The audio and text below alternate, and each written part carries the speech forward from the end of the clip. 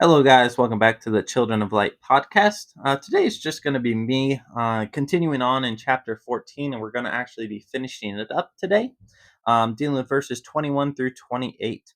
So I'm going to go ahead and read the entire passage, and then we'll break it down from there. Verse 21. After they had preached the gospel to that city and had made many disciples, they returned to Lystra and to Iconium and to Antioch, strengthening the souls of the disciples, encouraging them to continue in the faith, and saying, through many tribulations we must enter the kingdom of God.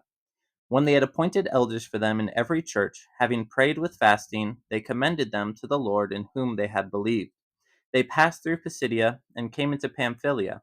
When they had spoken the word in Perga, they went down to Attalia. From there they sailed to Antioch, from which they had been commended to the grace of God for the work which they had accomplished. When they had arrived and gathered the church together, they began to report all the things that God had done with them and how he had opened a door of faith to the Gentiles. And they spent a long time with the disciples. And so, if you guys will remember from the last podcast, um, we're coming right out of persecution here. He was just in Lystra. They had done a miracle, but then the crowds from Antioch or from Iconium and Lystra or Iconium and Antioch um, had stirred up the crowds against them, and they stoned Paul and left him for dead. But miraculously, he got back up, went back into the city, and preached, which was pretty crazy. And so then, right after that, they leave for Derbe there in verse 20. And so that's where we're picking up today. So we don't know much about Derbe here. It's just they preached the gospel to that city, and after they had made many disciples, letting us know that they probably stayed there for a decent amount of time, enough to build up a reputation and get a lot of converts there. Um, but that's kind of the last stop here on their missionary journey, at least new stop, because now they start going back through as we see. Um, so after they finish in Derbe, there in verse 21, it says, they returned to Lystra and Iconium and to Antioch. And I think the amazing thing about this is that that was where persecution had just happened. In Antioch, they were kicked out, Iconium kicked out, Lystra stoned, and then also driven out. And so we just see persecution after persecution after persecution, and yet they come right back through to strengthen the souls of the disciples. And I think it is because of the persecution that they must go back through those cities to make sure that the disciples that they made there wouldn't be afraid of persecution, but that Paul and Barnabas would show them that, hey, even though we had persecution here, that's okay. That's what's going to happen. Stay strong in the Lord. And then another thing that we see there in verse 23, they say when they had appointed elders for them in every church. So another major reason for going back through these cities like they did was to place elders and leaders in these churches. Um, and I think that's so important to have church leaders in these areas, because Paul's not going to be around forever and he can't always be in all those cities at once. He's not God, he can only be in one place. And so, without Paul being their head, they kind of don't have any leadership. So, Paul comes in there, um, probably spends some time there building up new people to help lead this church. And I think a great area that we could go to would be 1 Timothy 3 1 through 7, where it talks about um, the qualifications of an elder and what the elder's role was. And so, if you want to look at that on your own time, that would be great, just to kind of see what Paul is doing in these churches and who he's placing in that role. And I think just a really important thing to note is that when there is no leadership, just over a body of people, it starts to go its own way and reject the truth that they originally had. I think we see a very clear picture of that in the Old Testament multiple times with the Israelites. I mean, just take the entire book of Judges, for example, is when a leader died.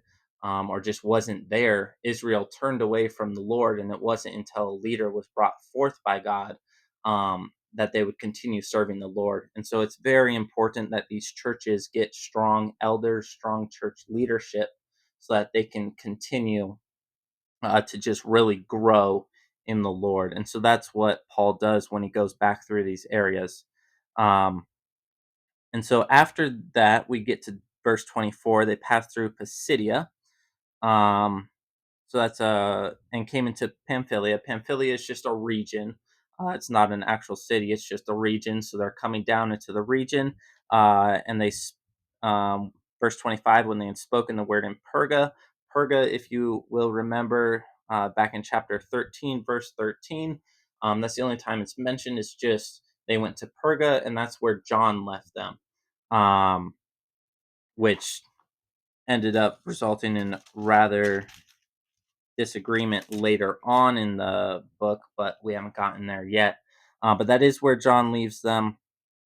And so there's not much else. They just speak the word there, probably once again, still strengthening up the disciples that they had made there early on in their journey. And after they go from Perga, they go down to Attalia. That's a port city. Quite a bit south of Perga. And from there, they sail back to Antioch. Now, this is not the Antioch that they had just been in, but it's the one where the disciples are at. Um, so they sail down there and they get back to Antioch. And it says, from the grace of God for the work they had accomplished. And so um, we're seeing that God was over their entire journey here, showing that everything that just happened was by the grace of God. God worked through them, through the way that they talk, through the people that came to know Christ, through the persecution that arose, keeping them safe from that, and just on their journey back. Um, God was working through all of that. And so now that they're back in Antioch with the disciples, in verse 27, it says, when they had arrived and gathered the church together. So they gather everybody together. Oftentimes, I mean, if you're a part of a church, I'm sure you have missionaries that kind of come back from their work and they come to your church and then they speak about everything they've done. That's basically what Paul and Barnabas do here. Um, they come and tell them about all the great things that have happened. And it says they reported all the things that God had done with them and how he had opened a door of faith to the Gentiles. Um, and I think that's just a really important thing here. Is just that God is now opening the gospel to Gentiles, and Paul and Barnabas are eyewitnesses to this fact. And so they want to report this back to the church and say, look what amazing things are happening here. Gentiles throughout all different regions are now coming to know Christ through this gospel. And so I'm sure that was an incredible encouragement to the church there and the disciples there. Um, and now finally we get to verse 28 and it says, and they spent a long time with the disciples. So now they're back from their missionary journey. They're not traveling around anymore. They're spending time with the disciples and they get to stay there for a little while because I'm sure, as many of you know, they do go on another missionary journey, and not just one, um, but three more. And so they get a little bit of a rest here. It's probably about a year that they spend here with the disciples. Um, and so that is just about it for that. And so now we're going to be getting into chapter 15 in our next podcast. And so Ethan's going to be coming back for that. And so stay tuned.